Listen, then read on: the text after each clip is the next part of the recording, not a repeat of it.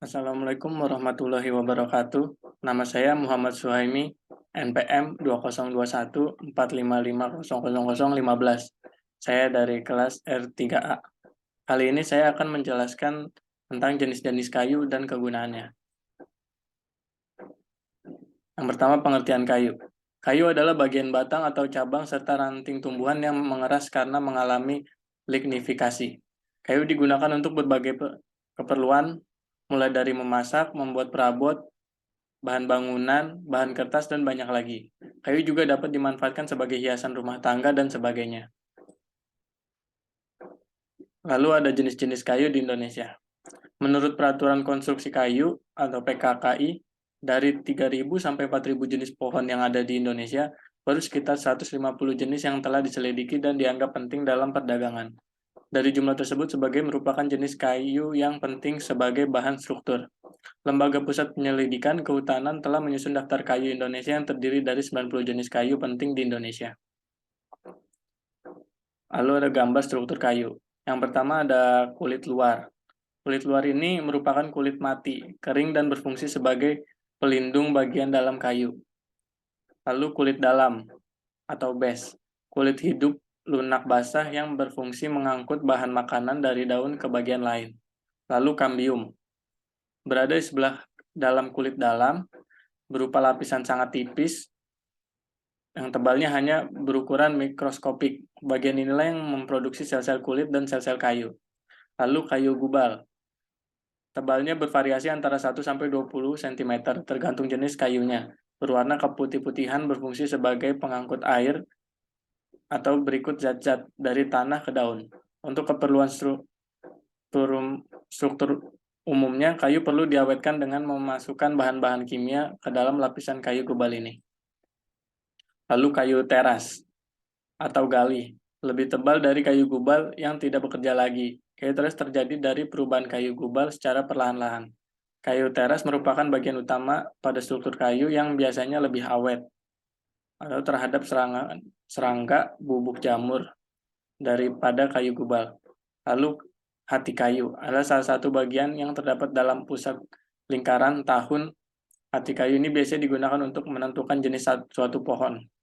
Jari-jari teras yang menghubungkan berbagai bagian dari pohon untuk penyimpanan dan peralihan bahan makanan. Lalu ini ada kelas kuat kayu berdasarkan berat jenisnya. Nah, kelas kayu di sini ada terbagi jadi 5. Kelas kuat kayu yang pertama, tegang lentur mutlaknya ada yang kelas kayu pertamanya lebih dari 1.100 kg per cm kubik. Itu tegangan lentur mutlaknya. Lalu tegangan tekanan mutlaknya lebih dari 650 kg per cm kubik. Lalu berat jenisnya lebih dari 0,90, ya gitu. Lalu yang kedua sampai kelimanya itu biasanya tegangan lenturnya, tegangan tekanannya, dan berat jenisnya di bawah yang pertama. Lalu kelas kuat kayu berdasarkan umur. Kelas awetnya yang pertama selalu berhubungan dengan tanah lembab itu 8 tahun. Yang kedua 5 tahun, yang ketiga 3 tahun, lalu keempat sangat pendek, yang 5 sangat pendek. Lalu kayu tidak terlindung terhadap angin dan iklim, tetapi dilindungi terhadap air. Yang pertama kelas awetnya 20 tahun, kelas awet yang kedua 15 tahun, kelas awet ketiga 10 tahun, kelas 4 dan 5-nya cuma beberapa tahun. Lalu kelas awet yang ditempatkan di tempat terlindung. Ini seperti di dalam rumah atau di dalam sebuah bangunan. Kelas awet yang pertamanya tidak terbatas, kelas 2-nya tidak terbatas, kelas awet 3-nya sangat lama, kelas awet 4-nya beberapa tahun, yang kelimanya pendek. Lalu kayu ditempatkan di tempat terlindung tapi dirawat, dicat, dan sebagainya. Kelas awet pertamanya tidak terbatas, kelas awet 2-nya tidak terbatas, kelas awet 3-nya tidak terbatas, yang keempat sama 5-nya ada umurnya tahunnya. Lalu kelas awet kayu termakan atau terserang rayap. Kelas awet yang pertamanya dia tidak termakan serangga. Yang kedua jarang. Kelas awet yang ketiga agak cepat. Yang kelas awet 4 sangat cepat. Kelas awet 5 sangat cepat. Kelas awet kayu termakan oleh bubuk kayu, rayap, dan serangga lain. Kelas awet pertamanya tidak. Yang kelas awet 2-nya tidak. Kelas 3-nya hampir tidak. Kelas awet 4-nya tidak seberapa. Kelas awet 5-nya sangat cepat. Lalu beberapa cara meningkatkan keawetan kayu. Yang pertama ada membakar kayu. Ini menambah ketahanan kayu. Caranya dibakar lapisan luar kayu tersebut, bagian luar yang berlapis arang tidak akan mudah termakan rayap. Cara ini biasanya dipakai untuk tiang-tiang yang sebagian tertanam dalam tanah. Cara ini tidak baik sebab kayu akan retak, sehingga bubuk atau rayap akan mudah masuk dalam retak itu dan akan menyebabkan rusaknya kayu. Yang kedua, mengetir. Biasanya dipakai pada tiang pagar dan rangka atap dari kayu muda. Ada dua macam tir yang sering dipakai, yaitu coulter dan switster. Warnanya coklat muda dan cair. Lalu ada penggunaan karbolium, penggunaan minyak resut, proses burnet, penggunaan copper vitriol, lalu proses Kijan, dan proses Wallman. Lalu saya akan menjelaskan jenis-jenis kayu. Yang pertama ada kayu jati. Kayu jati merupakan kayu yang sudah dikenal oleh banyak orang. Kayu ini memiliki istilah lain dalam bahasa Inggris, yaitu Tactona grandis. Kayu jati banyak ditemukan di kawasan Pulau Jawa. Maaf. Kayu Jawa dan Pulau Kalimantan. Meski pohon kayu jati ada di Kalimantan dan Sumatera, namun mereka tidak dapat tumbuh secara maksimal.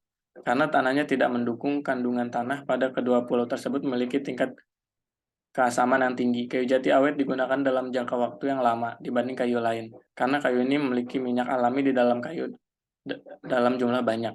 Meski kayu ini begitu hebat, kayu ini tidak cocok jika dicat dengan menggunakan warna-warna cerah. Jadi kayu jati ini warnanya udah natural, bagusnya seperti kayu aja, paling dipernis saja.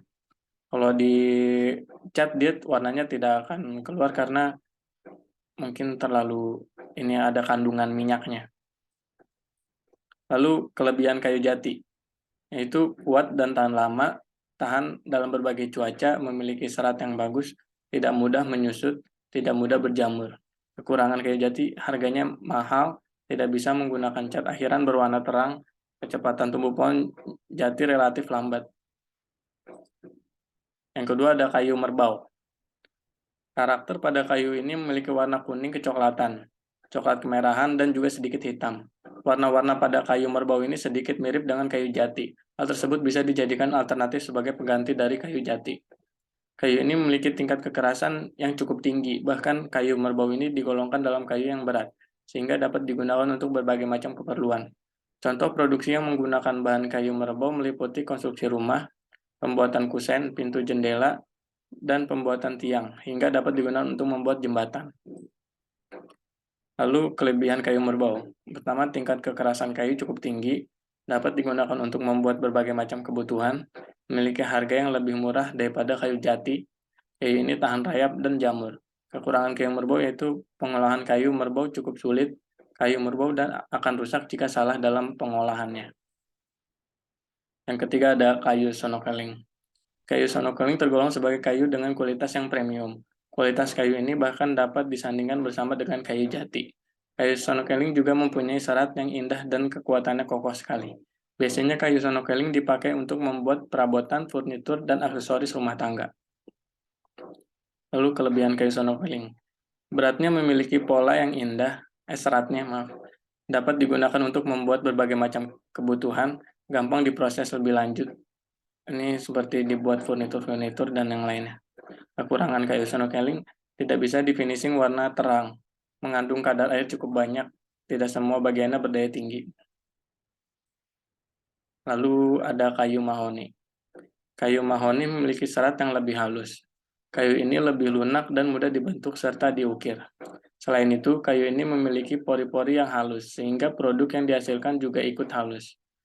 Warna kayu ini sedikit kemerah-merahan pada bagian dalam, serta warna coklat tua pada bagian luar. Diameter pada kayu mahoni dan kayu jati hampir sama, namun kayu mahoni memiliki harga yang lebih murah, namun tidak pada prosesnya. Hal tersebut memiliki banyak penyebab. Yang pertama, jika ingin menggunakan kayu mahoni sebagai bahan baku pembuatan furnitur, maka harus memilih kayu yang berdiameter di atas 30 cm.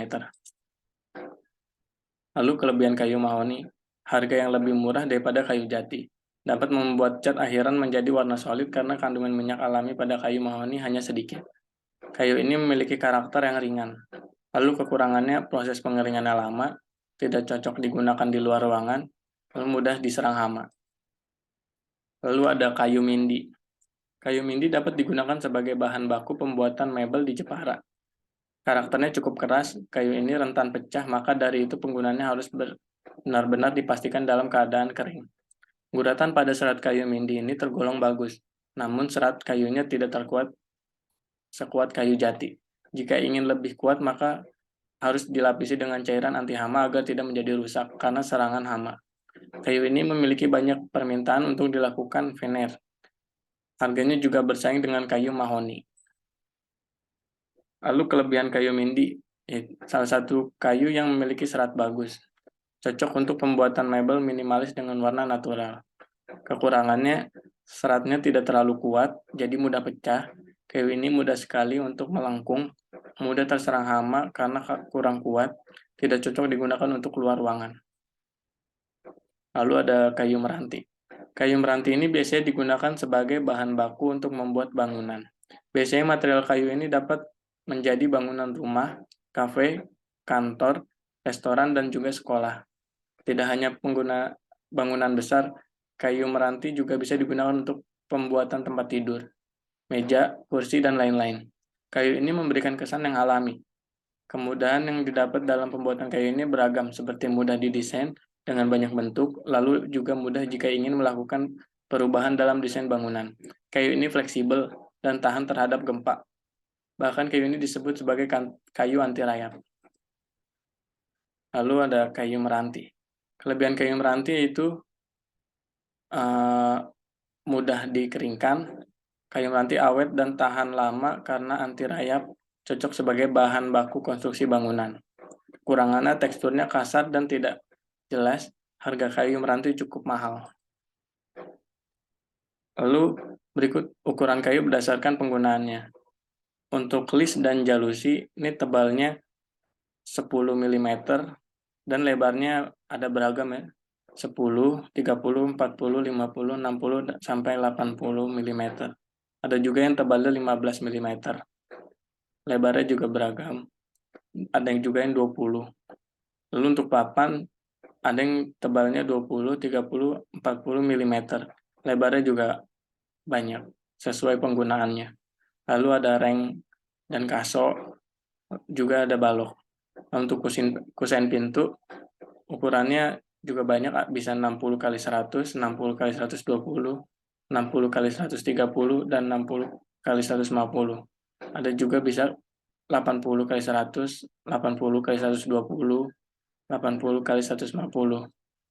Dan juga ada yang 100 kali 120 sampai 100 kali 150. Lalu ada untuk kusen jendelanya juga beragam ukurannya, 60 kali 100, 60 kali 120, 60 kali 130, 60 kali 150. Ada juga ukuran 80 kali 100, 80 kali 120, 80 kali 150, dan 100 kali 120, 100 kali 150. Ukuran untuk penggunaan kusen dan pekerjaan konstruksi kayu yang lainnya itu penggunaannya tergantung untuk kita makainya apa dan juga kayunya kegunaannya untuk apa. Sekian yang bisa saya jelaskan. Mohon maaf bila ada kata-kata yang salah atau kurang berkenan. Terima kasih. Assalamualaikum warahmatullahi wabarakatuh.